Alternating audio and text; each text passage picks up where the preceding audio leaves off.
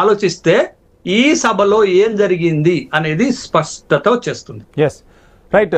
ఇంకొక అంశం కూడా దేశ ప్రజలంతా ఎదురు చూసిన అంశం సార్. వర్షాకాల సమావేశాలు అన్నాం కానీ దేశం మొత్తం కూడా ఎక్కడా వర్షాలు లేవు. రైతులంతా కూడా ఆశగా ఎదురు చూశారు. ఈ సమావేశాల్లో మా గురించి అసలు అధికార పక్షం ప్రతిపక్షం మాట్లాడతారా, ఏమైనా ఒక సందేశం వస్తుందా, ఏమైనా చర్చిస్తారా అంటే చర్చించిన వాళ్లే లేరు, మాట్లాడిన వాళ్లే లేరు అనేది ఈరోజు రైతాంగం ఏంటి ఈ బాధలు, అసలు ఆ అంశాలు చర్చించకపోవటాన్ని ఎలా చూడాలని కూడా వాళ్ళంతా దిగులు పడుతున్న పరిస్థితి కూడా కనిపించింది. ఈ అంశం గురించి కూడా మాట్లాడదాం. వెంకటరెడ్డి గారు, శేషు గారు చెప్తున్నట్టుగా ప్లీజ్ చెప్పండి. చిన్న పాయింట్ యాడ్ చేయటమే, ఈ వర్షాకాల సమావేశాల ప్రత్యేకత ఏంటంటే, వర్షాకాల సమావేశాలు ప్రారంభమైనటువంటి మొదటి రోజు జూలై 20 నాడు విద్యార్థులందరూ కాక్రోచ్ జనతా పార్టీ నేతృత్వంలో సంసద్ ముట్టడికి బయలుదేరితే ఇదే రైతాంగ సమస్యల పైన మీకు హర్యానా పంజాబ్ రైతులు ఢిల్లీలోకి ప్రవేశించేటటువంటి ప్రయత్నం చేశారు.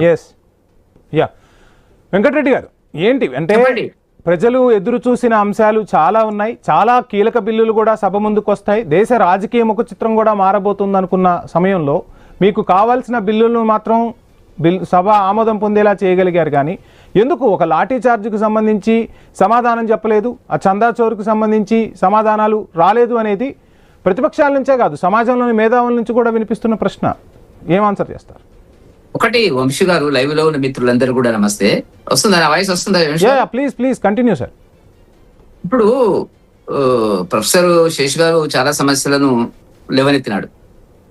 సభ అనేటువంటిది సాంప్రదాయము, ప్రజాస్వామ్య పద్ధతి లోపల గత 78-79 సంవత్సరాలుగా భారతదేశంలో అనేక సందర్భాల లోపల ఎవరైనా అధికారంలో ఉండని గాక అధికార పక్షానికి ప్రతిపక్షానికి సమస్యల మీద, సావధాన తీర్మానాల మీద, సభలో చర్చించవలసిన అంశముల మీద ఇంతకంటే ఎక్కువగానే వివాదాలు జరిగినటువంటి పరిస్థితి మనం చూడడం జరిగినటువంటిది.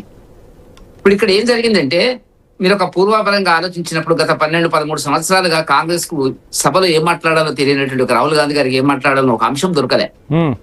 వాస్తవానికి పేపర్ లీక్ అయింది.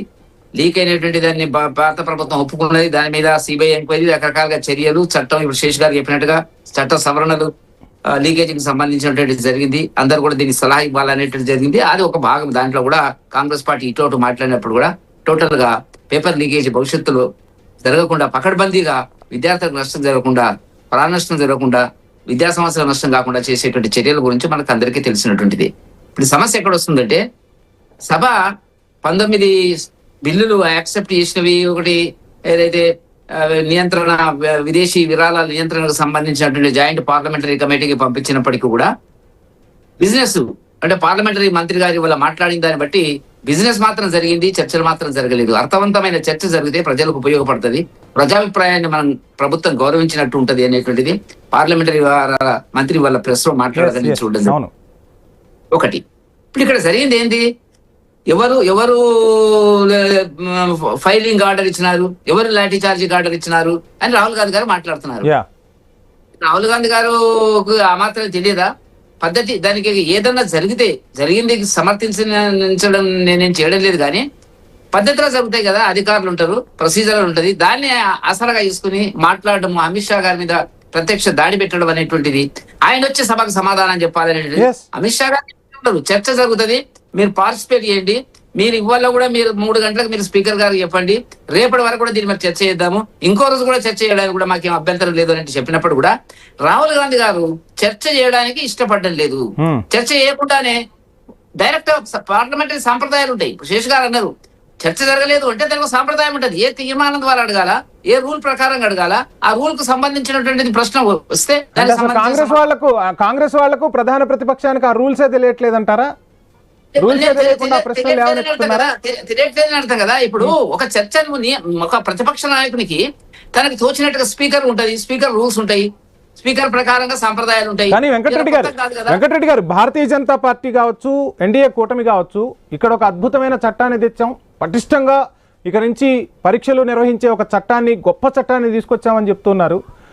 పరీక్షా పేపర్లు లీక్ అయిన తర్వాత రాజీనామా చేసిన ధర్మేంద్ర ప్రధానో, ప్రధానమంత్రో, హోంమంత్రో ఎవరో ఒకరు బాధ్యత తీసుకొని రాబోయే వర్షాకాల సమావేశాల్లో దీనికి సంబంధించి ఒక బిల్లును ప్రవేశపెట్టబోతున్నాం, కఠినతరమైన చట్టాలు తీసుకొస్తామని ఆ రోజు సమాధానం చెప్పుంటే విద్యార్థులు రోడ్లపైకి వచ్చేవాళ్ళు కాదు, ఇంత ధర్నాలు జరిగేవి కావు, ఇన్ని లాఠీ చార్జీలు జరిగేవి కావు. అసలు విద్యార్థులే ఉద్యమించకపోతే అసలు ఈ బిల్లు సభలో పెట్టేవాళ్ళ, సభ ముందుకు వచ్చేదా? విద్యార్థులు ఆ మాత్రం ఒకటి గుర్తుపెట్టుకోండి, విద్యార్థులు ఆ మాత్రం 2 రోజుల సభ ఢిల్లీలో చేసేటువంటిది అది ఎన్ని రోజులకు వెళ్ళింది అనేటువంటి దాని మీద భారతీయ జనతా పార్టీ విద్యార్థుల యొక్క మనస్తత్వాన్ని, వాళ్ళ భావనను, వాళ్ళకు ఉండేటువంటి భావజాలాన్ని కూడా గౌరవించినటువంటి పరిస్థితి కనపడుతున్నటువంటిది. ఇప్పుడు ప్రకటన చేస్తారా చేయరా అనేటువంటిది కాదు కదా.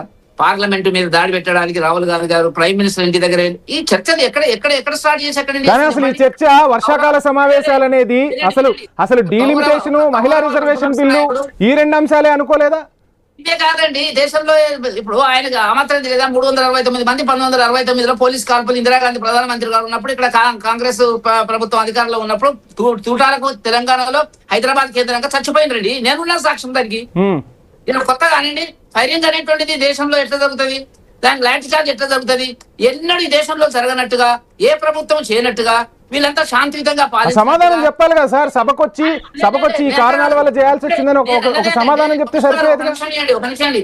ఇప్పుడే జరిగింది, ఇది చరిత్రలో ఎన్నడలేదు. భారత ప్రజాస్వామ్య చరిత్రలో 79 సంవత్సరాల చరిత్రలో ఎన్నడలేనటువంటి జరిగింది అన్నట్టుగా రాహుల్ గాంధీ గారు మాట్లాడుతున్నారు. తప్పు కదా అది. చర్చకు ఎందుకు భయపడుతున్నారు మీరు? మన రామకృష్ణ గారు అంత నేరుగా చెప్తున్నాడు కదా. అంటే సబ్జెక్ట్ లేదు వాళ్ళ దగ్గర. ఏదో గొడవ చేయాలా, బ్లేమ్ చేయాలా భారతీయ జనతా పార్టీ అనేటువంటి ఒక కోణంలో బలవాళ్ళు ప్రయత్నం చేస్తున్నారు తప్ప, చర్చ చేసి అర్థవంతమైన చర్చ చేసి మార్గానికి సహకరించవలసినటువంటి బాధ్యత ప్రభుత్వానికి ప్రతిపక్ష పార్టీలకు 2 ఉంటాయండి. వెంకటరెడ్డి గారు సమయం ఇస్తాం. నుమాన్ గారు, చర్చకు రారు, సభలో రచ్చే చేస్తారు. అసలు ఆ చర్చకు పెట్టాల్సిన అంశాలు, ఒక ప్రొసీజర్ కూడా